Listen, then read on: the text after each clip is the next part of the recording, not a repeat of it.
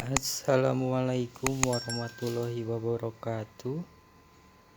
Para sahabat muslim semua, dalam kesempatan ini saya akan meneruskan video dari Gus Fuad Pleret yang mana menyampaikan tentang klarifikasi tentang nasab Robitoh Alawiyah dan Wali Songo.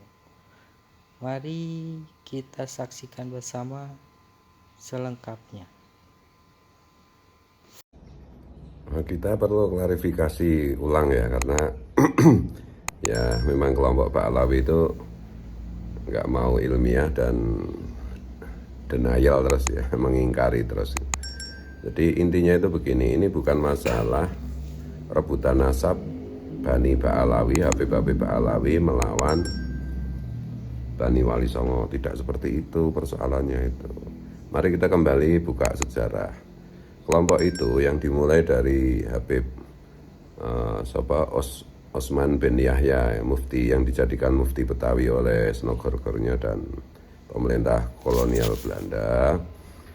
Kemudian dalam berbagai kajian sejarah sudah tidak terbantahkan lagi bahwa kedatangan Osman bin Yahya dan diikuti oleh gelombang para Habib Ba'alawi dari Yaman itu memang untuk kepentingan kolonial penjajahan Belanda kepada warga Nusantara. Kan itu sudah nggak bisa dibantah lagi dalam perspektif apapun, nggak bisa itu. Kalau Rumel Abbas itu kemarin ngomong begini dan begitu, itu ya kacau bagi semua. Itu sudah mutafakun alaih lah di kalangan ahli sejarah. Dan ketika Indonesia merdeka atas belas kasih Hadratus Syekh Hasyim As'ari, kelompok imigran Yaman ini yang dalam tanda petik itu dalam suasana seperti itu dalam suasana revolusi kemerdekaan itu hendak diperlakukan dengan adil oleh warga Nusantara dalam bentuk pengusiran atau dalam bentuk tidak diberi tempat sama sekali. Hadratus Syekh Hasyim As'ari meminta kepada Bung Karno, mengusulkan kepada Bung Karno ya sudah diampuni, diberi tempat, jangan dijadikan warga negara non-pri. Tuh. Makanya di rapat BPU PPKI itu ada perwakilan Habib dari kelompok Ba'alawi itu dicuekin oleh semua orang. Kenapa? Ya karena ya bagaimanapun juga kan masih ada dendam masa lalu. Sebagaimana Fathul Mekah itu sahabat-sahabat Nabi itu mau balas dendam kepada penduduk Mekah, tapi Nabi disuruh mengampuni, kan tetap aja ada gerak-gerik gitu. Nah itu yang pertama fenomena Habib Ba'alawi. Jadi mutlak, mutafakun alaih bahwa kedatangan imigran Habib Ba'alawi dari Yaman itu benar-benar atas kebijakan pemerintah kolonial, untuk kepentingan pemerintah kolonial, untuk melestarikan penjajahan atas anak bangsa Nusantara ini. Itu nggak bisa diingkari lagi.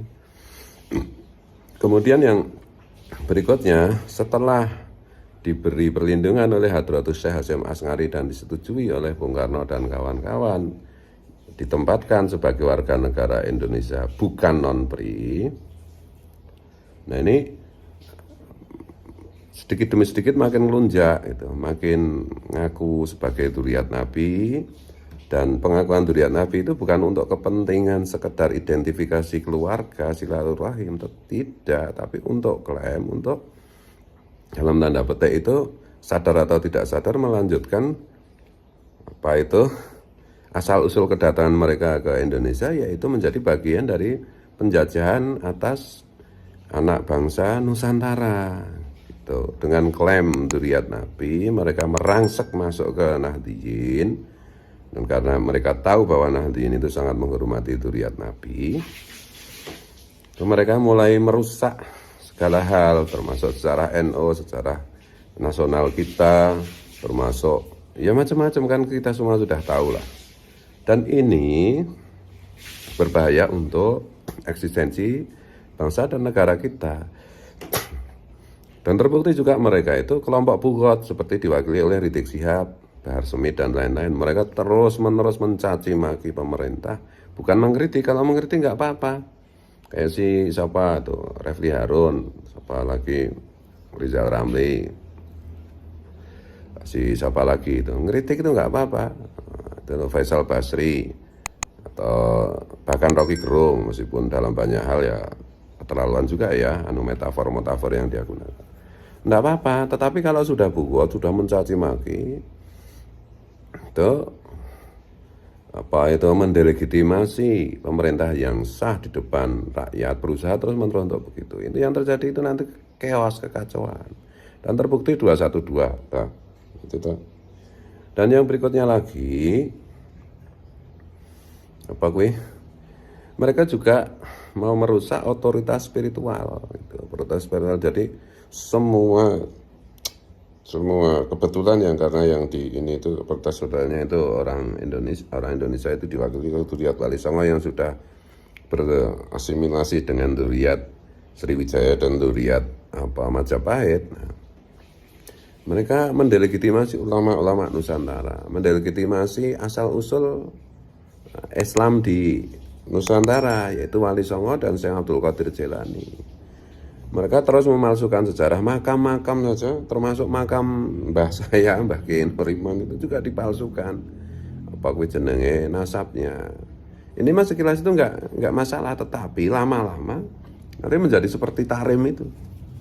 Jadi makam palsu di situ. Makam Ahmad bin Isa Al-Muhajir yang palsu, makam Nabi Hud yang palsu, dan seterusnya. Dan akibatnya apa? Yaman kan kere dan perang, ya mohon maaf ini kepada warga Yaman, tapi faktanya kan begitu. Dan mereka ini, kelompok ini memberikan sumbangsih. Dan terbukti mereka sekali lagi kan bukan Duriat Nabi. Uji kajian pustaka yang dilakukan Kiai Imaduddin dan kawan-kawan, Kiai Nur Ihya dan kawan-kawan, Kiai Sarip, Raden Sarip Rahmat dan kawan-kawan, dan ini mereka terkonfirmasi bukan Duriat Nabi. Dan tes DNA mereka juga terkonfirmasi bukan Duriat Nabi. Jadi persoalannya itu bukan rebutan nasab ini, karena ya saking framing mereka itu berhasil, mereka main terlatih tau. Kan dulu terafiliasi dengan rezim Orde Baru, sampai sekarang pun yang biayai kan ya kelompok rezim Orde Baru kan, itu kelompok cendana kan, mau merusak negara. Cendana itu ya pengen berkuasa lagi, terus membutakan mata, membutakan hati bahwa kelompok ini kalau diberi angin itu berbahaya untuk Pancasila, untuk NKRI. Persoalannya itu begitu gitu. Kenapa saya begitu gigih memperjuangkan? Karena ini soal bangsa dan negara. Soal bangsa dan negara berarti soal agama. Karena agama pasti hancur kalau negara itu kacau balau. Di Yaman kayak di Somali gitu. Dan mereka terus-menerus denial gitu loh, mengingkari terus, dan gobloknya lagi itu sebagian kiai itu nggak punya daya kritis sama sekali, justru mendukung mereka. Tapi ya enggak apa-apa, sejak dulu itu yang namanya perjuangan melawan penjajahan itu yang berat itu bukan melawan penjajahnya, yang berat itu melawan pengkhianatnya, pribumi yang berkhianat. Ini soal kebangsaan, Bung, bukan soal rebutan nasab, Bung. Emang gue peduli nasab gue itu mau kemana. Makanya ketika tes DNA itu, dan dikacau juga kan oleh lembaga tes DNA itu, saya nggak peduli mau keturunan siapa. Saya orang Indonesia, saya warga bangsa Nusantara, saya anak Nusantara. Kalau si siapa itu Rumel mengatakan ya mereka memang selalu mengidentifikasi dengan nama marga, ya boleh saja. Tapi mereka belajarlah dari saudara-saudara kita yang kebetulan dari komunitas Tionghoa. Mereka kan memakai nama keluarga juga, tetapi di publik, di ranah publik, di ranah masyarakat, di ranah pergaulan antar anak bangsa, mereka tidak pakai. Mereka punya dua nama, satu nama Indonesia, dua nama sesuai dengan marganya. Nah ini kelompok Balam ini enggak cuma di level keluarga, enggak di level rumah tangga, enggak di level keluarga, di level bangsa dan negara mereka masih pakai Asgaf, Alatas, dan yang lain-lain nih. Dan itu kan bukan nama warga Nusantara. Karena nama warga Nusantara itu ya Nasution, ya Raja Guguk, ya Sangke, Sadit Sangke misalnya, atau yang lain-lain. Kalau yang pasti diterima, lah ini enggak ya. Dan terus menerus jenenge Mereka mengacaukan keadaan, bahkan mereka mulai merusak ajaran Islam. Itu ada yang siapa itu? Yang tutur katanya itu lembut tapi berbisa itu. Yang mengatakan secara tidak langsung ada orang tidak pernah haji, tidak pernah umroh karena cukup dengan di Tarim, di Yaman, apa-apaan itu. Kan mengingkari rukun apa itu kelima Islam, yaitu haji dan umroh. Nah, ini berbahaya, pemalsuan terus menerus. Makanya menurut saya itu pemerintah yang harus mengambil alih. Ini menurut saya itu subversi yang luar biasa. Apalagi yang kemarin yang Rumel katakan itu. Itu sudah luar biasa itu. Tafsir yang sesat itu mengenai Bung Karno, kan dibilang Bung Karno itu yang nggak keren-keren amat. Nggak keren-keren amat gimana? Wong semua tokoh dunia juga mengagumi Soekarno. Nggak keren-keren amat gimana? Wong Soekarno itu bisa menggali Pancasila. Nggak keren-keren amat gimana? John Kennedy aja, presiden keberapa Amerika itu mengagumi Bung Karno. Itu loh. Terus dikatakan pemerintahan penjajahan Belanda itu sah-sah, menurut apa penjajahan itu nggak ada yang sah. Itu bagian TIJ aja lah, Rumel Abbas itu yang jawab. Nggak bisa begitu dong. Apalagi di era globalisasi seperti sekarang ini, ketika nasionalisme bisa digerus oleh kepentingan apapun, oleh misi apapun, maka kita harus menjaga nasionalisme bangsa kita. Jadi ini bukan soal Pak Alawi versus Wali Songo. Makanya saya sarankan sekarang nggak usah pakai Habib, nggak usah pakai marga Pak Alawi itu. Ngaku aja kalau keturunan Yahudi Khazar, itu loh, Yahudi Ashkenazi, udah nggak apa-apa. Kita akan menerima, tapi jangan ngaku-ngaku keturunan Nabi, jangan menggunakan klaim pengakuan Nabi itu untuk merusak bangsa dan negara, untuk merendahkan anak-anak Nusantara dong. Ini bisa ngamuk anak-anak Nusantara kalau begini caranya. Tuh, ngaku aja selesai dan berhenti merusak negara kita. Berhentilah merusak negara kita. Bahwa kebetulan di sini ada, makanya saya ulang, nggak usah pakai Habib, nggak usah pakai marga-margaan itu. Belajarlah dari kelompok Tionghoa. Teman-teman dari Zuriat Wali Songo juga nggak usah sok-sokan pakai kata Sayyid, Syarif itu. Apa-apaan itu? Itu melawan kesetaraan. Itu. Kita sudah sepakat bahwa bangsa ini, semua anak bangsa itu setara di depan hukum dan pemerintahan. Betul. Jadi mari kita kembali kepada ajaran semua agama, termasuk ajaran Islam Al-Quran, yaitu kualitas seseorang yang ditentukan oleh ilmu. Akrama apa jenenge? Yarfa'illahu alladziina aamanu minkum walladziina utul ilma darajat. Orang beriman itu kan terkendali, jadi tidak akan merusak sesama karena ikatan keimanan. Apapun agamanya, bahkan agamanya agnostik sekalipun. Walladziina utul ilma darajat. Dan yang ditingkatkan derajatnya oleh Allah itu yang punya ilmu, bukan yang punya marga, yang punya nasab. Itu katrok kayak begitu itu. Enggak Pak Alawi, enggak Wali Songo, semua mari saya ajak. Berhentilah mengklaim nasab-nasab kayak gitu itu. Malah ada yang ngomong itu, kalau nasab itu kaitannya dengan kemuliaan telek mencret kayak gitu itu. Logika macam apa itu. Kalau dalam konteks Islam enggak pernah ngajari kayak gitu. Saya mengajari orang itu beriman dan berilmu, beramal baik. Wal baqiyatus sholihat, yang abadi itu adalah perbuatan baik kepada sesama. Betul. Ya, PBNU juga diem aja.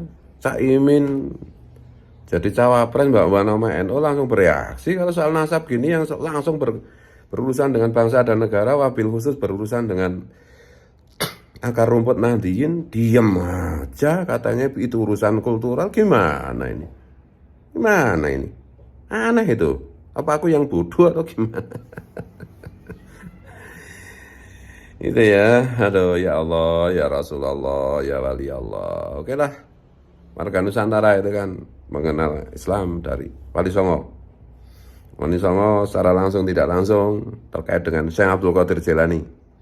Mari kita serukan semua warga negara bangsa Indonesia, wabil khusus yang beragama Islam, kita memperbanyak membaca la ilaha illallah Muhammadur Rasulullah Syekh Abdul Qadir Waliullah. Tuh.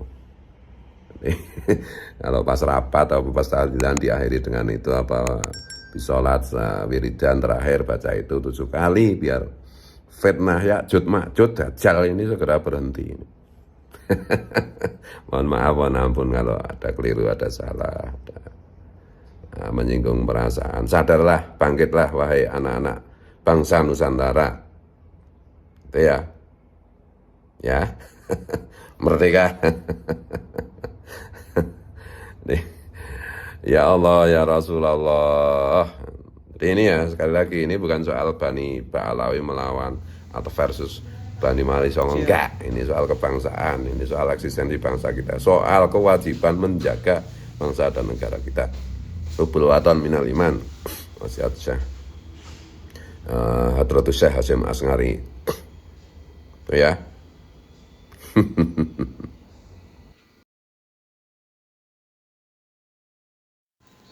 Terima kasih para sahabat muslim yang telah menyaksikan video kali ini. Jangan lupa like, komen, dan subscribe agar channel ini lebih berkembang. Salam waras, salam NKRI, sahabat muslim semua. NKRI, harga mati.